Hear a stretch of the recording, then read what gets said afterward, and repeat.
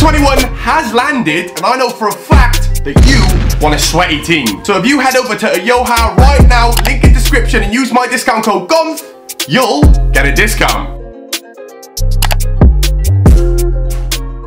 So today we're going to be taking a look at career-ending moments in football. No one wants to see them, but unfortunately I've made a whole video dedicated.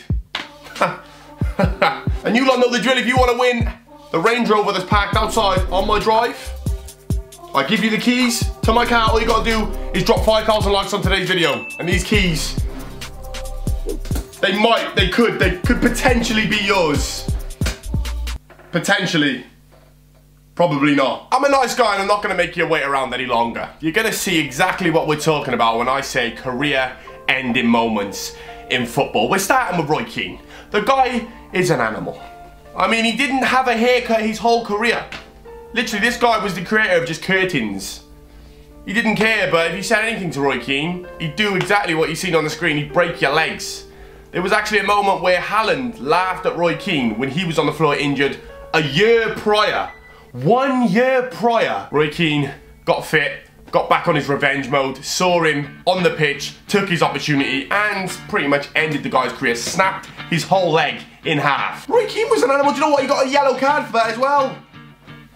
He didn't, I made that up, he got a red card, but he was just an animal, bro. Roy Keane was evil. And Gary Cahill has made a feature into my video today, and I know it's unfortunate cast of events that happened, but it happened. Roy Keane went out for a header with Ryan Mason. Both of them, boom, heads clapped together, like knocked together. Like you get two, I don't know, bowling balls and knock them together, and that's exactly what happened to Cahill and Ryan Mason's head. It wasn't pretty. Ryan Mason, unfortunately, never played football again after this. His career has pretty much, that's it. There is no more football career. He tried to come back, realised the doctor said, you never play football again, and it was just unfortunate that it happened. Wasn't Gary Cahill's fault, wasn't Ryan Mason's fault, but these things happen in football, and careers get ended. We've also got Jordan Pickford. Now, this is gonna ruffle a lot of feathers, especially if you support that team called Liverpool. I understand.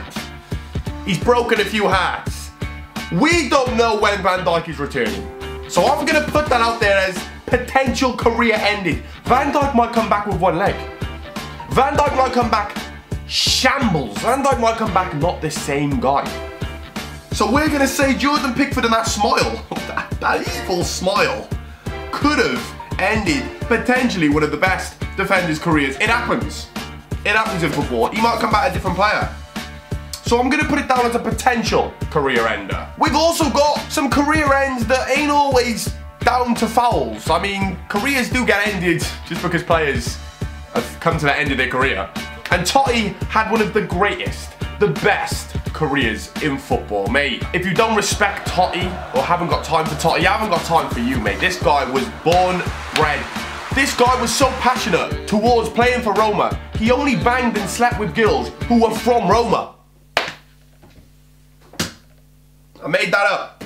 All jokes aside, it was a sad day when Totti came to the end of his career. I mean, this guy was a one-club man. Like, you wouldn't see this guy, kind of like Messi, just couldn't imagine this guy at another club.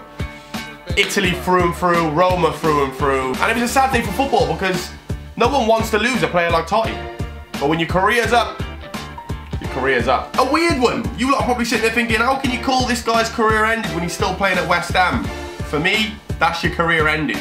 No offence. He's gone from the high-flying Arsenal, which, yeah, we're not high-flying anymore. Anyway, Arsenal at the time, we were a top 3 team. I wouldn't even say top 4, we were top 3 at the time when Wilshere was absolutely slapping it. And out of nowhere, in his mid-20s, when he was, in my opinion, at the time, the best centre-mid in the world, like one of them, the best young centre-mid in the world, there was no stopping him.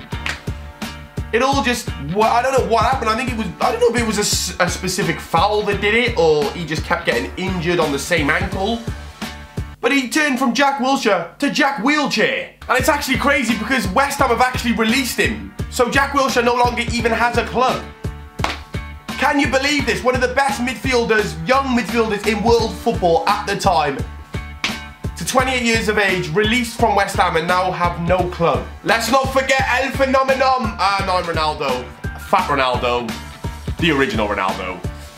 This guy still had a career, still went on to be one of the best strikers to ever live, to ever grace football. Still, even though he suffered one of the worst injuries in football that you can possibly get, when you destroy your knee, basically, doctors said he should never have came back. He came back, played in the World Cup the year later, 9 months later somehow, even though he should never have played, and managed to sort of limp his way through the rest of his career, even though apparently he would have been the greatest player to ever touch a football if it wasn't for that knee injury. How mad is it to think that he still went on to be one of the greatest footballers in the world, even though he had that injury? So it wasn't career ended, but it was career derailed. Just goes to show how good Fat Ronaldo really was, man. What a legend. And a sad moment for Dortmund fans when you had a youngster called Dario Scudieri. This kid was a young, brilliant talent, bursting through the ranks, and out of nowhere suffered one of the most horrendous leg break injuries ever seen in football. Like, you've never seen a leg snap this bad. Never ever played football again. In fact, had to get a complete new career at the age of, I think he was like 18 years of age. World at his feet. Career ended, man. Can you imagine that? Told you never play football again, you'll never walk properly again. Like, your leg is absolutely just mangled. All from one freak accident. I just feel in those sort of situations, if it ain't meant to be, it ain't meant to be. There's nothing you could have done to stop that. Injuries are just freak accidents, and if you're not meant to ever play football again, how can you ever stop that? You just got to accept it. Like, it is what it is, and you've got to move on. But a sad day for Dortmund, man. Using one of their top young prospects. What a shame. My bro, Iniesta. Wow. Do you know what? This actually genuinely makes me cry. It like brings tears to my eye when I sit and watch this video. Iniesta did like a one last day at Barcelona where he like walked around the pitch. He went and seen some of the fans. He like just did like sort of a casual day around Barcelona because it was his last ever day. And the touching moment that I think everyone has seen is when he goes and just sits on the pitch for a couple of hours. Literally sat there for hours, just on his mobile phone, just sitting there chilling. Like, it's just, what a player, what he's done. 16 years, captain for like 5. Like, what he's done for Barcelona. Probably best midfielder of all time, creative midfielder of all time. I know it hasn't ended, but it ended. His professional, proper professional career ended. Competitive career ended on this day. So, Iniesta, we wish you all the best. Hopefully he returns back to Barcelona at some point to do coaching, but wow. Ajax versus Werder Bremen. A couple of years ago, one of the saddest moments in pro football was when one of the players known as one of the most kind-hearted guys in the sport, Abdelak Nouri, collapsed and had a cardiac arrest and literally was hospitalised for 3 years. He only literally had just been released from hospital. Couldn't talk, couldn't walk, couldn't move, couldn't do anything. He was hospitalised, bedbound, and slowly they brought some life back to him. Obviously the oxygen being cut off to his brain. Freak accident once again, middle of the pitch, doing absolutely fine. And this guy, if you go and watch him, just go on YouTube. Don't take my word for it, go on YouTube.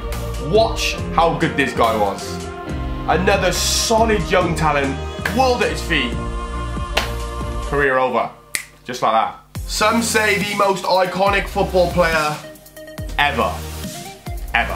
There's not a human being on this planet who likes football, watches football, from the ages, we're gonna say in the last, we're gonna give people a 10-year stat, so from the last 10 years, we're not gonna say recently because he hasn't been playing football for a long time, so I don't expect the new youngsters to know, but we'll go back the last 5 to 10 years. Anyone who's watched football in the last 5 to 10 years will know exactly who David Beckham is, and you probably had a poster, or you were an idol, or you liked his football boots, or you tried to take a free kick like him. David Beckham was an icon, and his last game for PSG, for professional football, it got emotional, man. It got a lot of people crying. It got him crying. Every fan around the world felt it because you just saw a legend, an icon, calling it a day, man. I think his career pretty much sort of stopped after Real Madrid, but he carried on. He still offered something to the team, but David Beckham, man, wow. Arsenal fans, you might want to look away. I've had to end the video on Eduardo, the legendary Eduardo. Man, he did good.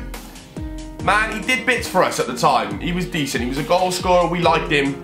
We felt he was going in the right direction. And then out of nowhere, Arsenal versus Birmingham, I think it was Matt Taylor, just out of nowhere, boom, snapped his ankle. And Eduardo literally, I apparently he was scared after that, like he was going into tackles half-hearted.